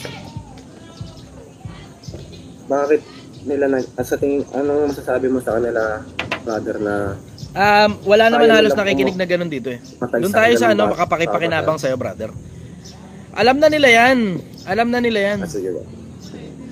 Doon tayo sa pakipakinabang sa'yo. Yung problema mo talaga mismo, resolvehin natin. Yung problema ng iba, ayaw mo muna yun. Unahin muna natin yung problema mo. Unahin muna natin yung sarili mo muna bago yung iba. Yung anak mo ba nadali sa ganun? O ikaw? Bigan ko po. Sa akin, simple konsepto, kung di mo naman kailangan pumasok sa gang, bakit ka papasok dyan? Para sa kayabangan. Diba? Galing din naman ako sa ganyan nung high school ako eh. Nasaksak lang ako eh. Nakasaksak din ako. Galing ako dyan sa ganyan. Pakila, kilala nga ako sa eskwela namin noon eh. Sa itsura ko to. Liit-liit na lalaki. Putang na, wala kang kamali-mali eh. Siraulo rin talaga eh. Oh, tapos nabuhay din ako. Life of crime din ako eh. Diba? Kaya nga sabi ko nga sa inyo, hindi naman ako lumitaw sa internet na mukhang siraulo, tapos banal pala ang putang ng Chester. Okay, magkabali. Hindi ako banal na tao. Siraulo ko. Oh, gumagawa lang ako na mabuti sa kapwa-tao. Baka sakaling may pag-asa pa ako sa kabilang buhay dahil siraulo nga kasi ko. Ganun lang naman ang buhay eh. Pero alam mo, isang bagay na sigurado ko sa'yo, hindi ako sinungaling. Nakakapag-sinungaling din ako paminsan-minsan kasi sino namang tao ang hindi. Diba? Pero blatantly sinungaling. Hindi mo ako makayahanay sa mga taong blatant na sinungaling. Kahit masakit, sasabihin ko sa'yo, totoo yan eh. Kahit ako pa yung masaktan, okay lang. Kasi, totoo yan eh. Alam mo, yun ang challenge eh. Alam mo, suya na rin kasi ako sa challenge ng pagiging gago eh. Diba? Siguro dahil tumatanda na yata ako. Suya na ako sa challenge ng pagiging gago. Madali yung maging gago eh. Wala rules yan, wala rules. Wala. Ikaw lang yung gagawa ng rules mo, sariling invento mo lang ang rules mo dyan sa pagiging gago. Sa pagiging siraulo. Uy, salamat, may nagsend ng heart. Sa pagiging siraulo, ikaw lang gagawa ng sarili mo rules dyan. Pero alam mo, ang mahirap na challenge na talagang masaya talaga, yung pagiging mabuting tao, you have to abide by the rules. Ang hirap. Ang hirap, mahirap. Mas mahirap maging matinong tao, mas madaling maging siraulo. Mas madaling maging siraulo. Mas madaling kumita ng illegal, mas madaling gumawa ng kalokohan, kagaguhan, kasirauluhan, kasinungalingan. Mas madali yan. Wala masyadong challenge sa ganyan. Walang challenge sa ganyan. Kaya katulad ng ginawa ni Angel. Ang daling magnakaw sa kapwa-tao, kunin mo lang loob, tapos nakawan mo pagkatapos yan. Dali-dali lang nun. Madali yun. Pero yung maghahanap buhay ng patas, yan yung totoong challenge. Yan yung legit na challenge talaga. Legit na challenge yan. Paano mo payayamanin yung sarili mo sa matinong paraan? Mahirap yun ha. Mas madaling maging gago. Yan ang sagot ko ron, brother. Kung brother yun, sabi ko nga isa. Follow-up question, brother. Wala na.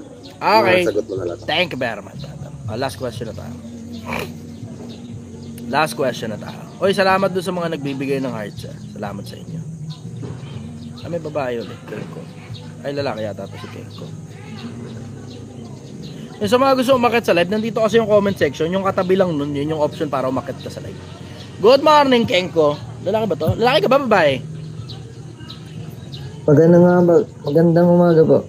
Lalaki. Okay. Anong tanong mo, brother? Haba kasi ng book mo eh. Rest tayo. Alright. I don't have any question. I just appreciate what you're doing live, bro. Salamat, brother. Thank you very much. Na-appreciate ko umakit ka pa sa live ko para lang sabihin mo sa akin yun. How I wish na ang request ko sa inyo sa mga nakaka-appreciate sa akin, pagdasal nyo na lang ako, baka may pag-asa pa ako sa kabilang buhay. Yun lang ang request ko, wala naman ako ibang hinihingi sa inyo eh. Actually, first time kong mag-TikTok. Wala akong TikTok account before. Pero nakilala kita social media. Nalibang ako manood ng mga mga live mo dito sa TikTok. Salamat, brother. Baka may maipaglilingkod ako sa'yo. Wala naman. I just wish na bigyan ka pa ng kalakasan, whatever. Kalakasan na. Dawag na. Ayoko na nga eh. Okay na, graduate na ako rito eh. Kabisado ko na tong buhay na to, brother. Okay na ako rito. Gusto ko na tumuwid sa kabila naman. Bagong challenge naman. Bored na ako rito, brother. Bored na ako rito. Gusto ko kabilang buhay naman. Nakita ko naman kung anong challenge yun sa kabila. Bored na ako rito. It's a privilege for na mabigyan ng chance na makapasok dito sa world mo na makapag-interact. Ganun. Salamat, brother. Appreciate kita. God bless you, brother. Yun nga. Ng strength, knowledge, wisdom, whatever is that. God bless you, Salamat, brother. Thank you very much. Na-appreciate kita. God bless you. Don't have any... Ay, sorry. Naputol kita. Sorry. Kuha tayong bago. Isa pa. Last na to. Ito, Trex. Mukhang kanina pa yata to si Trex eh. Nakataman natin si Trex. Brother, good morning.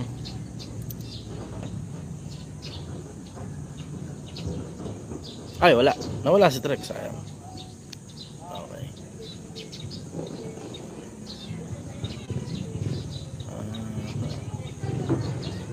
Amanda. Ito, babae. Babae naman muna. Sa mga nandito sa YouTube, pakishare nyo nga muna to. Good morning, Amanda. Taga saan ka?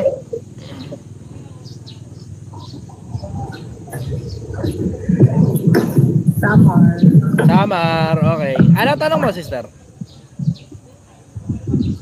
Nasa pala yung sikat ng araw sa atin.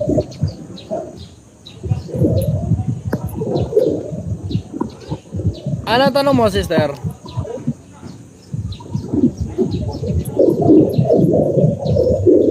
Amanda, sa akin muna attention mo. Uy, ang daming nakikinig. Asan ba to? Paano ba? Asan ba Paano ba to? to? Bala ka dyan, nagkakit akong bago. Bagal mo eh. Preb, good morning, brother. Taga saan ka? Lapit niyo po yung upuan.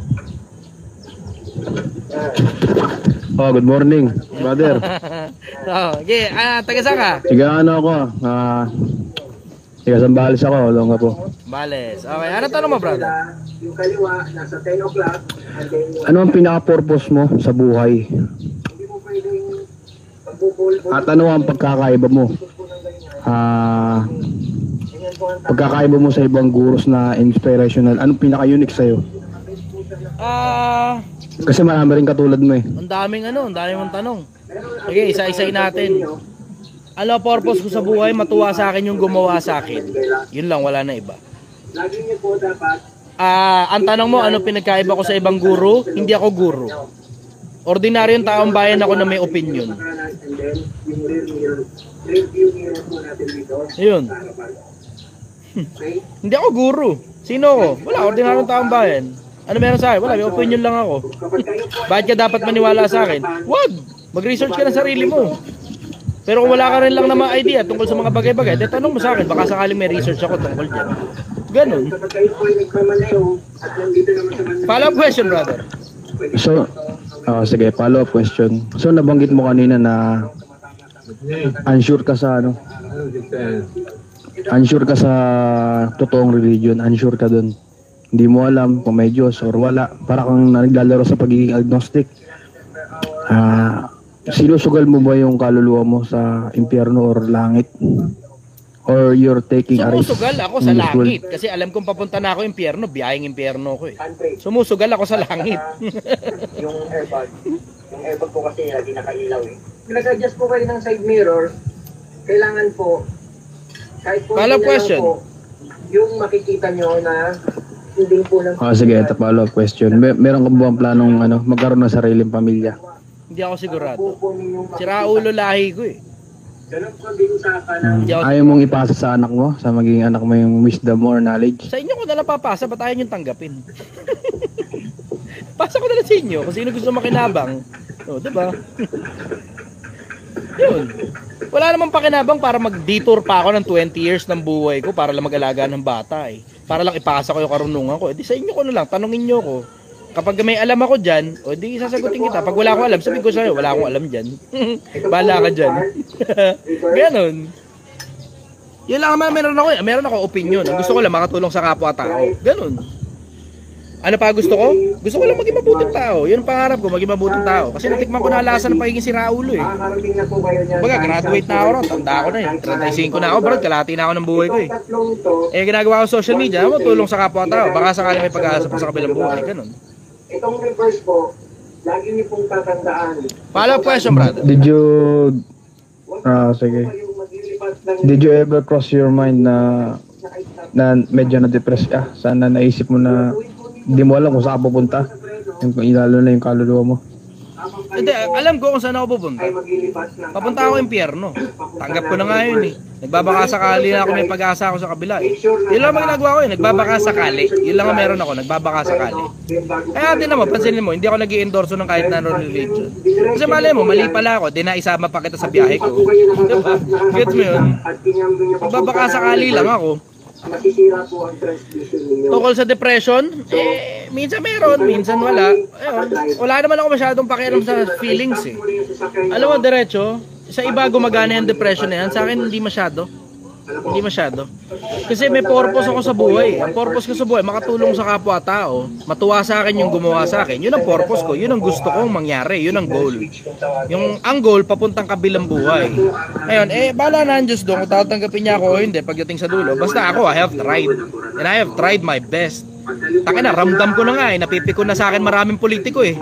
Nararamdaman ko rin, napipikon din sa akin maraming networker. Nararamdaman ko rin, pati yung mga vlogger, yung iba sa kanila, pipikon na rin sa akin. Nararamdaman ko rin, pipikon na rin sa akin maraming tao. Dami kong death threat eh. Dami kong death threat, brother. Kung napanood mo lang yung live kahapon, may nag-death threat na naman sa akin. Isang bala lang daw ako eh. Dami kong death threat. Excited ako. I'm just trying my best to get killed as soon as possible. Kasi, alam mo yun, kuha ko na itong buhay na ito, kabisado ko na ito. So yan na ako rito, gusto ko naman makita yung kabila naman, maiba naman. Ano eh, mga parang, alam mo yun, pagka mga basic principles, yung mga pinakamalalaking prinsipyo sa buhay nakuha mo na.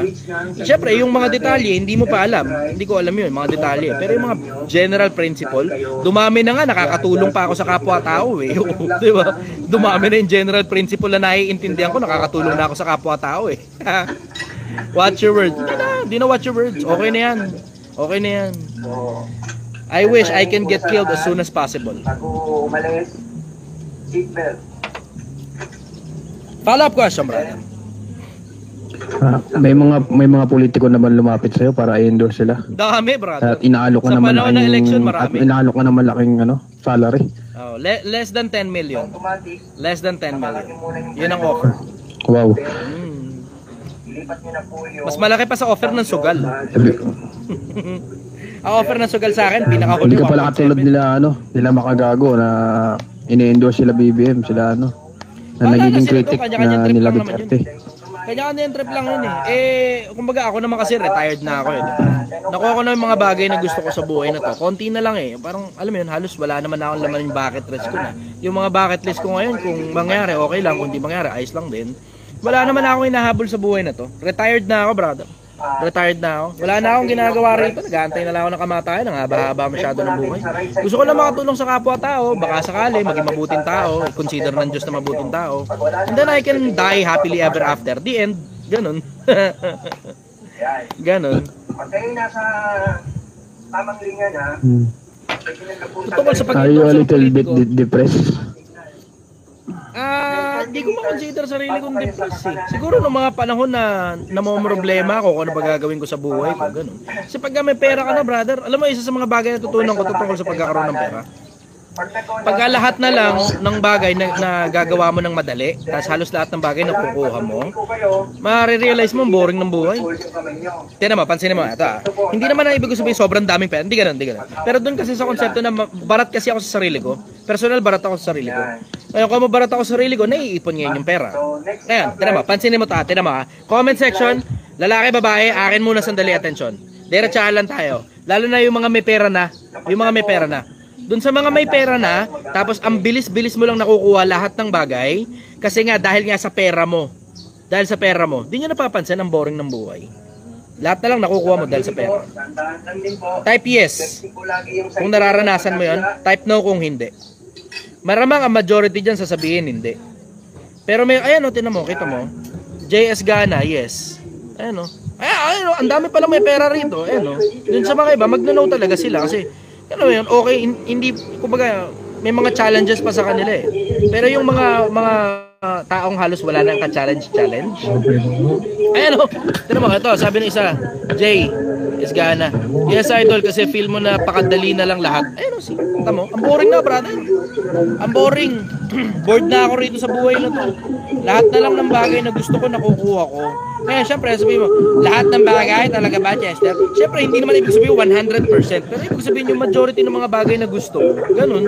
Majority ng bagay na gusto mo, nakukuha mo. Kasi mahirap at mayaman, may nakukuha ka eh. Mas marami nga lang nakukuha yung mga mayayaman kaysa sa mga mahirap. Ganun yung konsepto. Eh, hindi naman ako masyadong interesado sa material na bagay. Pero pansinin nyo, nakakakita kayo ng mga sasakyan sa akin, di ba? Paminsan-minsan may ina-upload ako sa sasakyan. Pero alam niyo naman na, 'di ba? Alam mo 'yun, hindi ako bumubugbog sa konsepto ng sasakyan. Minsan nakakakita kay big bike sa akin. Hindi naman ako bumubugbog sa konsepto ng big bike kasi alam mo 'yun, sawa na ako sa ganun, brother. Kasi alam mo yung mga kotse-kotse, big bike, sports car. Masaya lang 'yan pag iyayabang mo sa mga tropa. Pero pag hindi ka na interesado sa kayabangan sa mga tropa, ano pa ngayon ng trailing doon sa mga bagay na meron ka na ganun? Kung hindi rin lang naman dahil sa validation na makukuha mo sa kapwa-tao mo, why would you bother? Gets mo yun?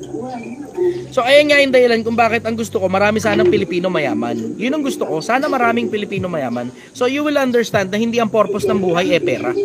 Kasi iba kasi na purpose na lang ng buhay nila pera eh. Lahat na lang tungkol sa pera eh. Lahat tungkol sa kayabangan, sports car, mansion, travel, bundle.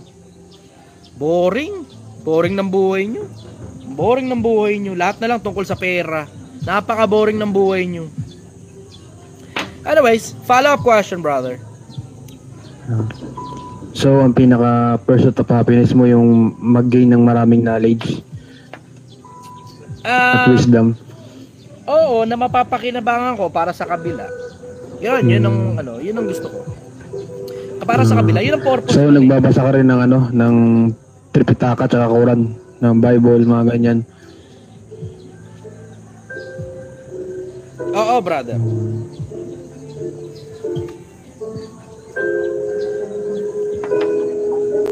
May tanong ka pa? Ito lang, napaka-ironic lang kasi hinihintay mo na yung kabilang buhay. Pero yung nasa same age mo, gusto pang magkaroon ng maraming buhay kasi meron silang malalang sakit. Oo, naintindihan ko yun. Understood yun. Tama ka ron. Siguro meron lang silang swerte na wala sa akin. Sila kasi may pamilya eh. Wala akong ganun eh. Wala eh. Kasi mag-isa lang talaga ako rito. Sorry bro. Hindi, okay lang yun. Maligaya nga ako na ganun eh. Sipin mo kung may pamilya eh, di may nangungutang sa akin tapos hindi nagbabayad.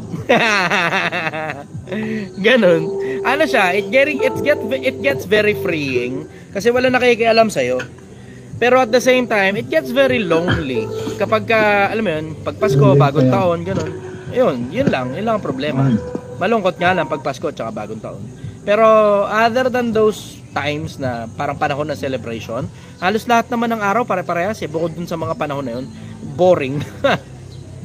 Ew.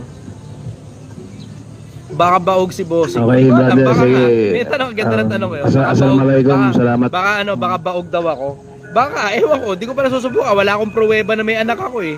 Wala akong pruweba na gumagana eh. Try nyo kasi maghanap ng girlfriend.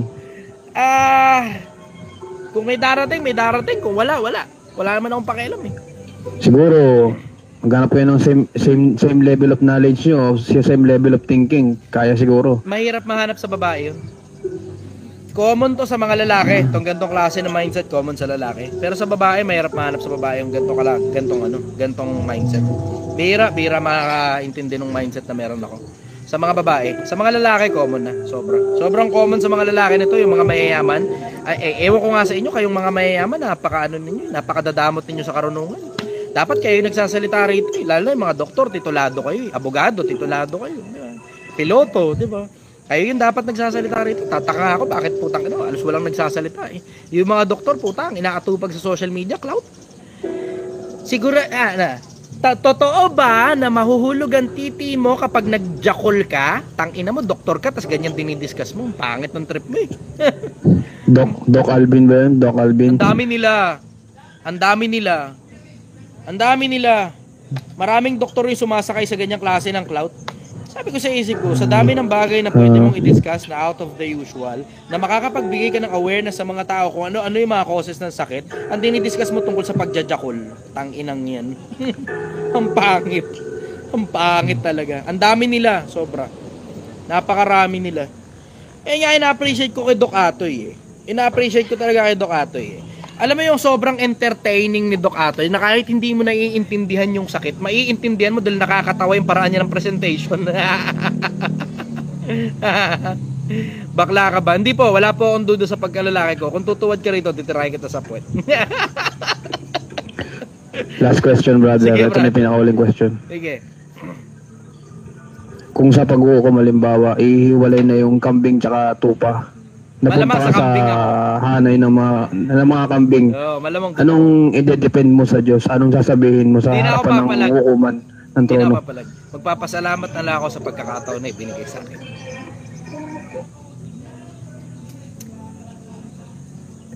Yun ako. Hindi na ako papalag. Sige, brother. Magpapasalamat ako sa pagkakataon na ibinigay sa akin. Salamat at binigyan ako ng pagkakataon. Wala akong karapatan tumutol doon. Doon sa panahon na yun, wala akong karapatan tumutol doon. Wala akong karapatan bumoses doon. Bakit? Hindi naman ako importante. Sino ba ako? Para pakinggan. Lalo na ang kataas-taasan. Wala nag-iisip ng ganun eh. Iniisip ng mga tao, akala nila readily accessible sa kanila, Diyos. At baka oo, at baka hindi.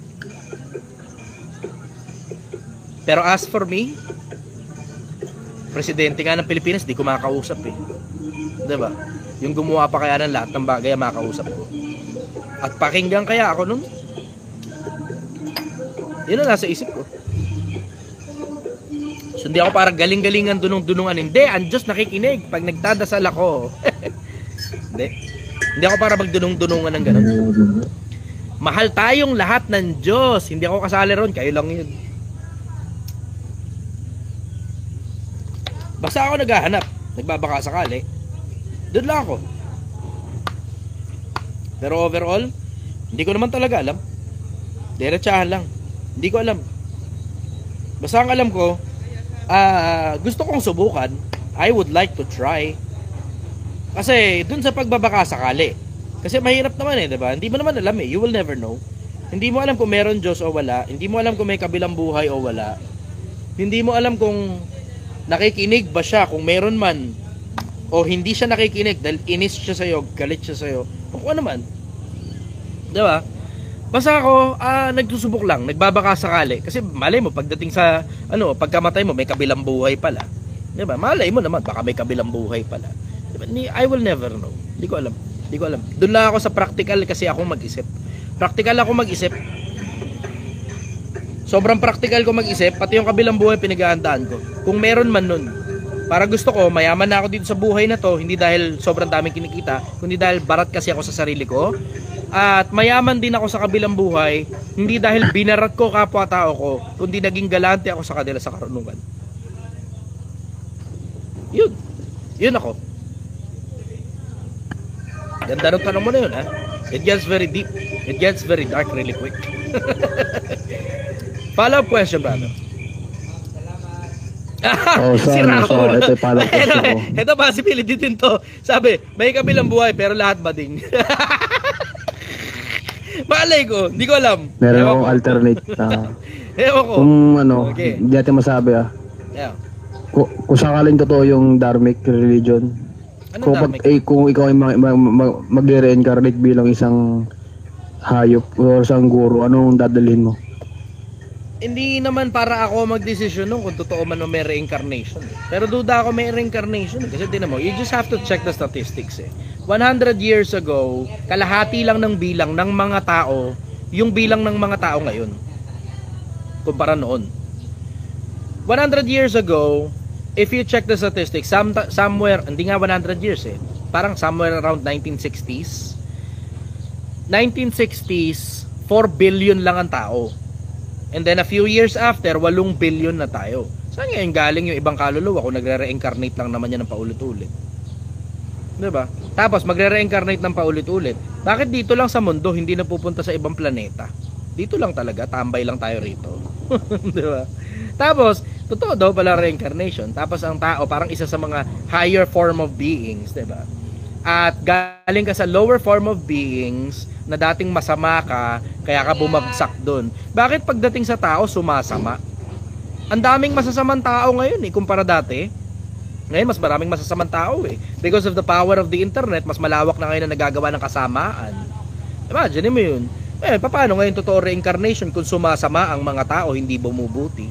So tinan mo, maiintindihan mo naman ang sumasama Tignan mo lang yung mga kabataan ngayon, kumpara mo sa mga kabataan noon. Yung mga kabataan ngayon, walang hiya Tignan mo lang tong comment section ko, napakabasura ng bunganga ng mga bata You will understand. Tinan mo? Yan Tinan mo, basahin mo lang yung mga comment. Tinan mo, maya-mayang konti may mga basher dyan na aakyat. Tapos makikita mo, basura talaga utak nito mga tao na to Tapos ngayon, meron na silang means para ilabas yung pagkabasura ng utak nila. May social media, gagawa ka lang fake account, lalabas mo na lahat ng basura ng utak mo. See? Alam mo lang ngayon, mas malawak yung kapangyarihan ng kagaguhan. Kung totoo reincarnation, sana bumubuti ang tao. Hindi nakikita mo, habang lumilipas sa mga panahon, lumalawak ang kapangyarihan ng internet, sumasama ang tao. Kaya ngayon, kailangan na naman gumawa ng mas marami pang mga batas para mamanduhan yung paggamit ng internet. Bakit? May mas marami na siraulo ngayon. Nakita mo naman na scamming ngayon. Dati kailangan physical ka pang humarap sa tao para ma-scam mo. Ngayon, telepono, social media na lang, diretso, may scam mo na tao. See? Follow-up question, brother. Kung bibigyan ka ng chance maging presidente, or example lang anong pinaka-greatest legacy na iiwanan mo sa Pilipinas? Na pinilit ko na maraming Pilipino ang maging mayaman sa pamamagitan ng katalinuhan. Yun. Bubugbugin ko ng gusto DepEd dyan at saka ANCHED. Siguraduhin yung updated lahat ng mga bagay na itinuturo nyo sa mga estudyante, tapos lakihan ang sweldo ng mga matatalinong teacher at magagaling sa presentation. Dapat bago ka maging teacher, entertaining enough ka. Kasi pansinin mo, ang dahilan kung bakit pinakikinggan ng mga influencer, kasi we're fucking entertaining. Diba? Entertaining tayo, mga influencer. Pero yung mga teacher, tignan mo, ang hirap-hirap makinig sa mga teacher na kahit ako nahirapan ako makinig sa teacher. Bakit? Kinakausap yung whiteboard presentation skills, butata Lalo mga math teacher. Ang presentation skills, napakahirap maunawaan. Napakahirap maunawaan. Ang hirap. Kaya tingnan mo, yung mga tao ngayon, they are resorting dun sa mga course na ibinebenta ng mga influencer. Bakit? Nakikita resulta Ano resulta? Yung mga yabang-yabang nilang sports car. Diba? Yun daw yung paraan para yumaman ka, mag-sign up ka sa course ko. Bakit? Kasi entertaining enough na nga yung influencer, Imagine na, entertaining enough na influencer, nakikita mo pa na merong parang pitik ng resulta dahil nga sa mga pinapakita nila. Versus yung mga teacher, hindi ko naman binababa ang mga teacher. I am humbly requesting na sana galingan nyo presentation skills. Bakit? Kasi susunod na lahi ng mga Pilipino yung tinuturuan nyo. In case hindi nyo alam, susunod na lahi ng mga Pilipino natin as a country, yung mga tinuturuan ninyo. Yan yung susunod sa yapak natin. Sila yung magmamana ng mundo. Sila magmamana ng Pilipinas. Susunod na manggagawa ng mga batas. Susunod na mga doktor, ng mga abogado at mga matataas na klase ng mga propesyon. Sana. Pero pag hindi mo ginalingan bilang teacher, pag hindi mo ginalingan bilang guro sa mga estudyante mo na dapat interesado ang mga estudyante mo sa itinuturo mo, yung susunod na lahi natin, baka hindi maging interesadong magpakatalino. Baka hindi sila maging interesadong magpakatalino. Bakit? Kasi hindi sila natututo eh. 'Di ba? Yung transfer of information, it is not effective. Imagine mo, sino pakikinggan mo? Influencer na entertaining versus teacher mo na kinakausap ang whiteboard. Diba? Doon lang sa ganung konsepto eh. How I really wish na maging entertaining enough ang pag-aaral sa kolehiyo para hindi na masasabi ng mga siraulong putang inang influencer na hindi na daw kailangan ng kolehiyo. Dumiskarte ka na lang. Mag-sign up ka sa course ko. Diba? How I really wish na sana magaling sa pagtuturo yung mga teacher. Syempre, maintindihan mo, hindi kasi itinaas ang sweldo eh. Syempre, they're worrying about their bills. They are worrying about their children, the expenses that comes along, tapos ang baba ng sweldo. So, alam mo yun, kung ako yung nandun sa ganon, sige, okay, ang military, iniingatan ng bansa natin. Ang mga kapulisan, iniingatan ng mga private civilians. Di ba? Ang mga civilians. Pero yung mga teacher, yan ang bumubuo sa kinabukasan ng Pilipinas eh. Tangina. Yung mga teacher ang bumubuo sa kinabukasan ng bansa natin eh. Diba? Taasan mo sweldo. Pag komportable sila, gagaling yung mga yan. Tatalino ang mga teacher pagdating sa presentation. Bakit? Ganado sila eh. Ganado eh. Frustrating. Kaya bumobobo ang mga tao. Hindi naman kasalanan ng mga teacher, kundi dahil barat kasi ang bayad sa teacher eh. Barat eh. Hindi mo maisisisi sa mga teacher yan eh, na hindi sila masyadong entertaining magturo eh. Ikaw ba naman, tangina, sweldo mo, kailangan mo pang gumastos para sa putang inang chok. 'Di ba? Chok na lang. Ikaw pa bumibili sarili mo ng chok. Ba yan? Diba? Sariling whiteboard marker, ikaw ang bumibili ng sarili mong whiteboard marker. Putang ina talaga. 'Di ba? Alam mo 'yon, ang frustrating dito sa bansa na 'to. Ang frustrating sobra. Tangina, sa Amerika makaka-student loan ka kahit anong kursong gusto mo, pauutangin ka ng gobyerno ng Amerika. Dito sa atin sa Pilipinas, tangina, mangungutang ka sa kapitbahay para pang tuition fee mo. Putang inang niya. Ang frustrating. 'Yun. Ang isa sa mga bagay na pagtutuunan ko ng pansin, bubugbugan ko ng gusto, taas sweldo ng teacher. Naitaas na Duterte yung sweldo ng mga sundalo at mga kapulisan. Yung mga teacher naman sana isunod. Sana isunod ang mga teacher.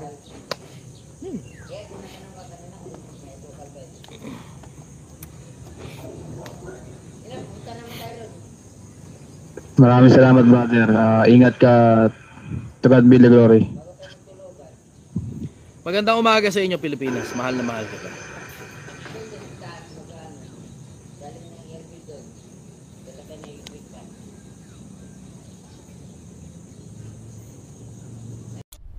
Hindi mo kailangan ibigay yung pera mo sa kung sino mang po ng Poncio Pilato na sinasabing payayamanin ka niya. Walang ganon. Ang totoo, ikaw na hinihingan nila ng barya ang dahilan kung bakit sila yumayaman. Huwag kayong Pilipinas para maniwala na pag mas buka, pag mas wala kang natapos, mas malayo mararating mo sa buhay.